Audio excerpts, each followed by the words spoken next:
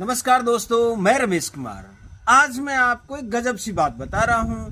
प्याज द्विवार्षिक पौधा है, यानी प्याज का जीवन चक्र 2 साल में पूरा होता है। अब आप सोचेंगे कैसे? तो आपने सर्दियों के दिनों में ऐसे प्याज भी देखे होंगे और ऐसे प्याज भी देखे होंगे। ये प्याज अपने आप उग जाता है। ये जो कांदा जिसे अपन देसी भाषा में कहते हैं, ये उग जाता है। और ये आप कच्चा प्याज जिसे गूंदली कहते हैं, आप इसे देख रहे होंगे। इन दोनों का जो जीवन चक्र है टोटल मिला के जो 2 साल का होता है। अब आप कैसे होता है आप इसको समझिएगा।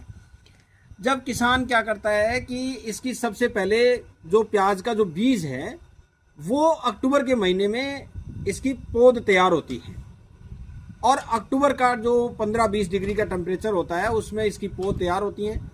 1-1.5 महीने का समय लेते हैं और उसके बाद इसकी पौध को पुनः किसान लगाता है और पौध से ये इस प्रकार का प्याज तैयार होता है। आप इसे देसी भाषा में जो भी कहते हैं, मैं राजस्थान में पश्चिमी राजस्थान में इसे गूंदली कहते हैं, कच्चा प्याज भी कहते हैं। अब ये प्याज जो है वो कांदा नहीं बना है अभी। अब इसको करीबन 60 दिन का समय लेता है और ये ऊपर के पत्ते सूख जाते हैं। उसके बाद ये जो नीचे का हिस्सा है, जो बल्ब जो है वो पक जाता है।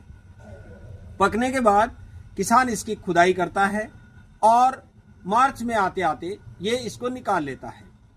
इसके बाद इसका एक सुसुप्ता अवस्था, डोरमेंसी पीरियड स्टार्ट हो जाता है। और किसान अपने गांव में प्याज को अपने घरों में तरह तरह से यूज करते रहते हैं, तब ये प्याज नहीं उगता है। जब इसका एक समय आता है 6 महीने के सुसुप्ता अवस्था के बाद, 5 महीने के लगभग बाद, ये जो कांदा होता है ये पुनः उगना शुरू हो जाता है। अब आप इस कांदे को पुनः जमीन में लगाएंगे और इसके ऊपर अगले साल यानी मार्च अप्रैल तक फिर फूल आएंगे, और इस प्रकार से वो एक गेंद के आकार के गोल गोल फूल होते हैं और उन फूलों से प्याज के बीज प्राप्त होते हैं।